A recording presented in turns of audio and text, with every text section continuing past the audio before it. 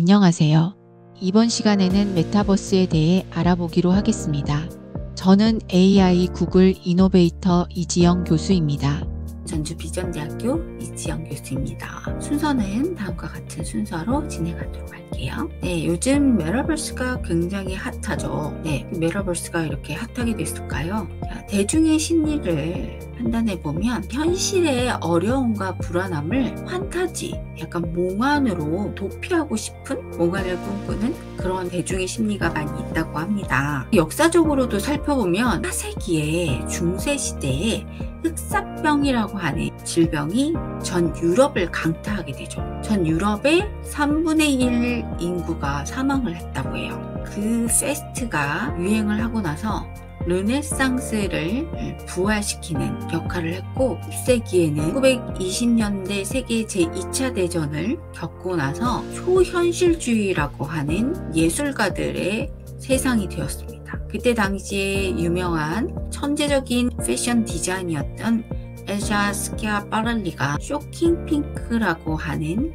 컬러를 굉장히 유행을 시켰고 그 당시에 샤넬도 질투할 만한 아주 천재적인 디자인들을 선보이게 됩니다. 1세기에는 이라고 하는 전세계 팬덤이 전세계를 뒤흔들어 놓고 우리는 메타버스라고 하는 세상에 진입을 하게 되죠. 이 메타버스는 우리의 심리를 자극하게 되는데요. 천재적인 영화 감독으로 알려진 스티븐 스필버그의 영화 레디 플레이어 1에서 살펴볼 수가 있습니다. 2018년 3월 8일 우리나라에서 개봉됐던 영화인데요. 이 영화를 보게 되면 그 스토리가 너무도 메타버스를 잘 설명해주고 있어요. 그 줄거리를 살펴보면 45년도를 이야기하고 있는데 아무런 희망 없이 살고 있는 청년들이 가상현실 세계에 빠져서 하루하루를 살아가게 돼요. 어렵게 살아가게 되죠.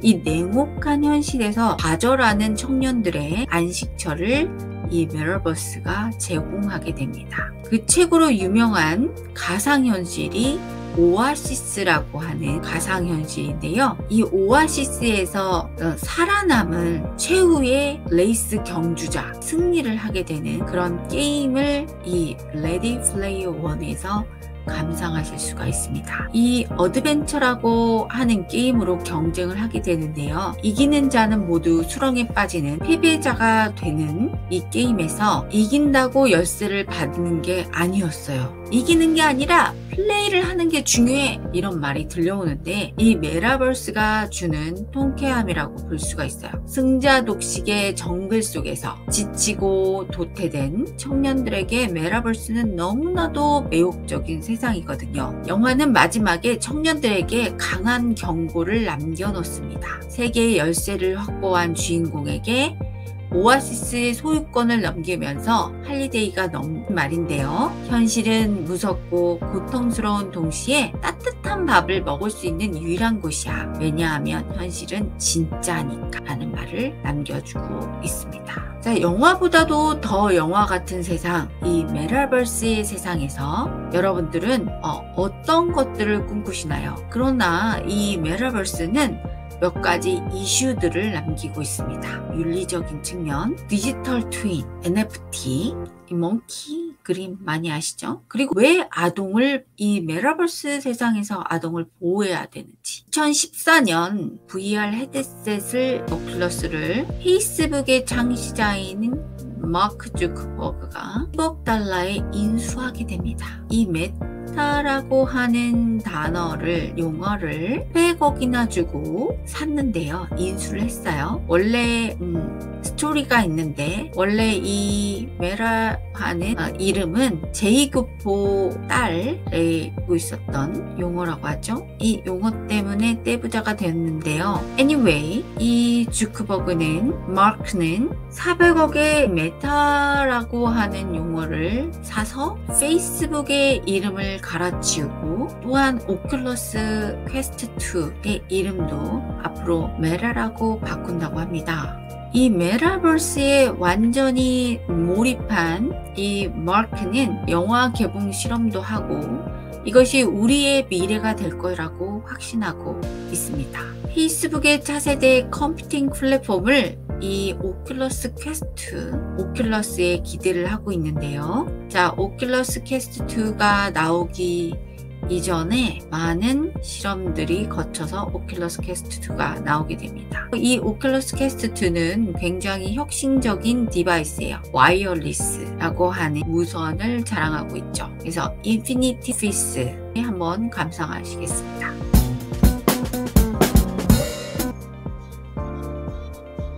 잘 보셨나요? 이렇게 오피스를 오큘러스 퀘스트 2로 가져와서 인피니티 오피스 3개의 여러 개를 만들어 놓고 우리가 모니터가 실제 필요가 없는 거죠. 가상현실에서도 비싼 모니터를 여러 개로 만들어서 여러 가지 용도로 활용을 할 수 있다는 장점을 가지고 있어요. 아까 보셨던 영상처럼 제 모니터도 오큘러스 퀘스트 2로 인피니티 오피스를 만들어 봤습니다. 한번 가상하실까요? 이렇게 여러분들이 가상현실을 수업으로 가져올 수 있는 세상이 되었는데요. 그래서 이제는 이 메타버스를 수업으로 준비해 보는 것이 미래 교육을 선도하는 여러분들 뭔가 지금 이렇게 핫한 메타버스를 우리 수업에 도입해 보는 것도 굉장히 재미있을 것 같은데요. 수업을 준비하기 위해서 어떤 것들이 필요한지 한번 살펴보기로 해요. 이 메타버스 시대에 적응을 하기 위해서는 VR 디바이스가 물론 필요하겠죠. 자, 모바일 시대는 모바일이 필요한 것처럼 메타버스 시대에는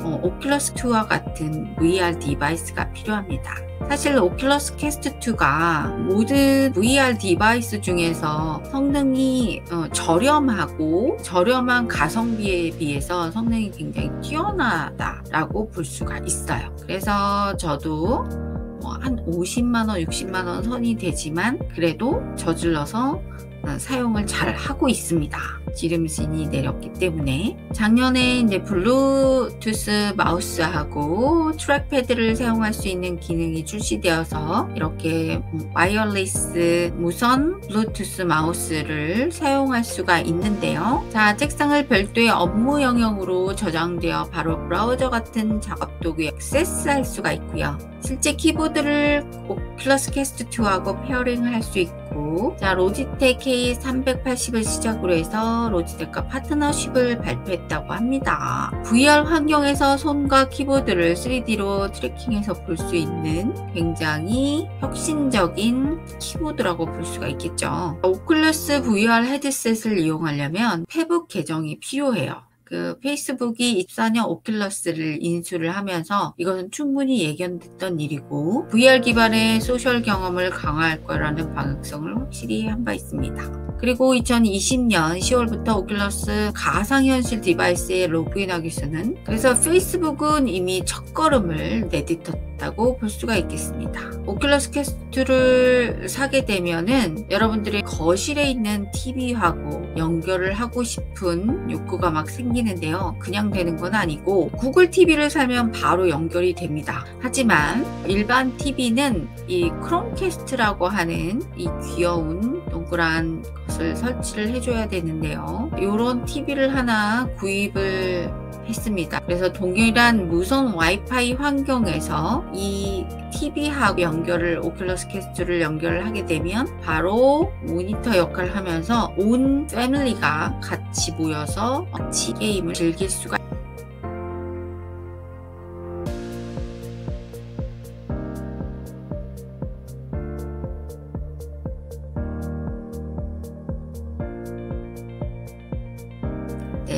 재밌는 게임을 우리 아이하고 동시에 화면을 온 가족이 보면서 즐길 수가 있는 장점이 있죠. 오큘러스 퀘스트 2를 왜 캐나다 스토어 모바일로 접속을 해야 되는지 한번 설명을 드릴게요. 왜냐하면 국가 제한 게임이 너무 많아요. 한국에서 안 되는 게 너무 많기 때문에 캐나다 스토어로 모바일로 접속하는 게 좋습니다. 그리고 캐나다에서는 할인 이벤트를 많이 하기 때문에 또 저렴한 가격으로 환율 차이로 인한 저렴한 가격도 있지만 할인 이벤트에 또 참여할 수 있다는 장점이 있는데요. 안드로이드 폰 윈스크라이브 또는 VPN, 익스프레스 VPN을 사용하시면 좋고요. 아이폰은 그렇게 사용하시면 좋고, 안드로이드 폰은 VPN 프록시를 사용하시면 좋을 것 같아요.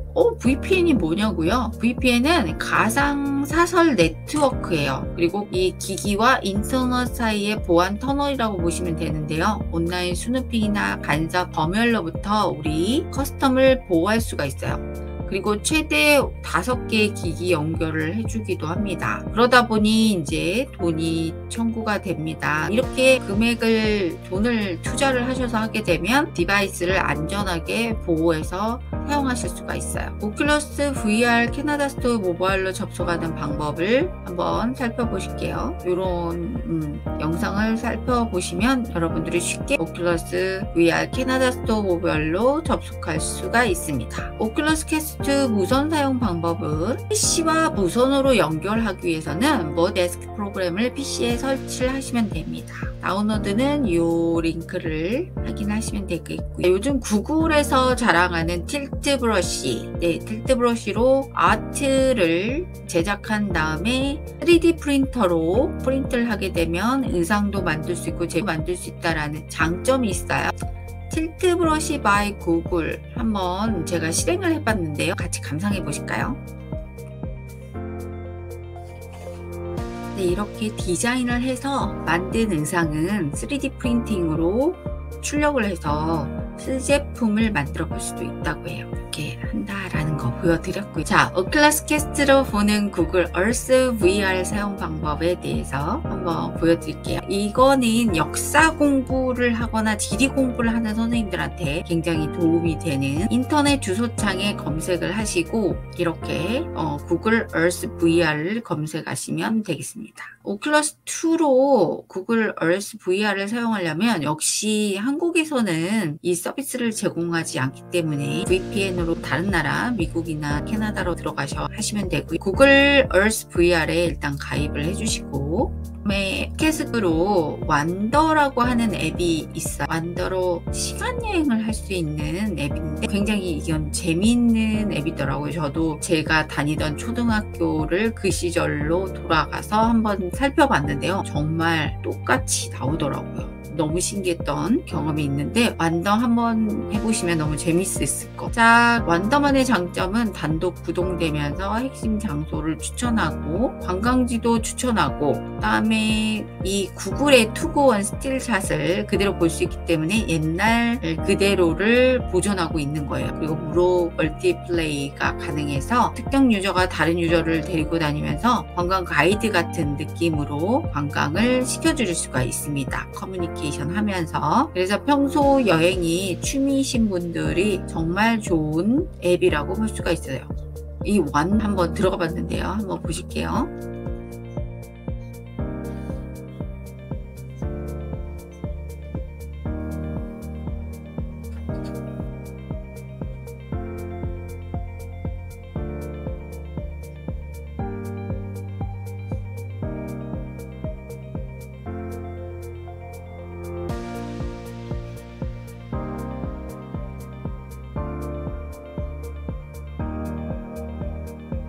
재밌게 보셨나요? 저도 영상을 찍으면서 되게 재밌었던 기억이 떠오르는데요. 이 오큘러스 퀘스트로 집에서 홈트도 할 수가 있어요. 제가 보니까 오쉐이프라고 하는 앱이 5위더라고요. 9.99달러 정도 되는 운동을 위한 앱. 제가 평상시에 운동 좋아하기 때문에 집에서 코로나 때문에 운동을 못했을 때 집에서 이걸로 운동을 시컨 땀을 뺐던 기억이 있습니다. 누구나 좋아하는 비트세이버죠. 아이들도 좋아하고 선수라서 너무 잘하네요.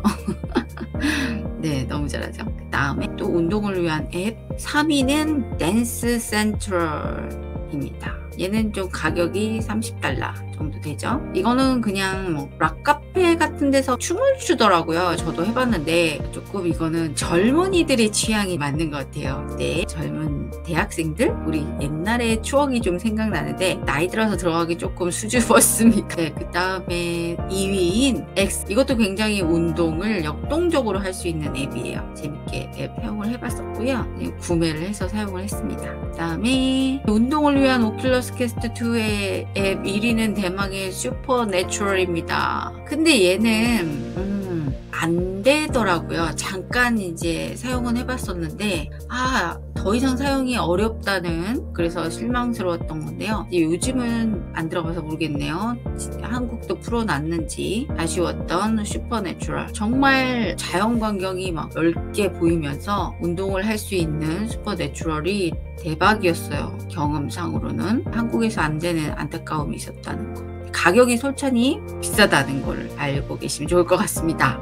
이것도 운동을 위한 앱인데 얘도 운동 꽤 되는 앱이었어요. 이렇게 가면서 하는 앱인데 재밌는 앱이었고요. 참고로 보여드렸습니다. 이런 식으로 운동을 하고 있으면 어느선가 남인지 아니면 그냥 아바타인지 와서 옆에서 막 하고 있는 앱 있더라고요. 사람들이. 재밌어요. 근데 확실히 정말 VR이 좋은 게 뭐냐면, 우리가 실제로 운동을 할 때는 그렇게 몰입을 할 수가 없다든지 하다가 좀 너무 힘들어서 힘이 팽긴다든지 이런 부분이 있는데, 이 VR은 환경 자체가 가상현실이기 때문에 몰입도가 정말 뛰어나요. 그러다 보면 내 몸이 지치는 줄 모르고 몰입을 해요. 그러고 나서 운동 끝나고 나서 그 다음날 막 허벅지랑 종아리랑 너무 아팠던 기억들이 있습니다. 그래서 이 몰입감이라는 게 정말 뛰어나구나. 운동도 이렇게 된다면 학습도 몰입이 엄청나겠구나. 이런 생각들을 좀 해봤습니다. 파워풀 1은 저는 완벽하기, 막 뛰기 이런 게 가상현실에서 좀 어려웠는데요. 우리 딸은 정말 이걸 금방 하더라고요. 그리고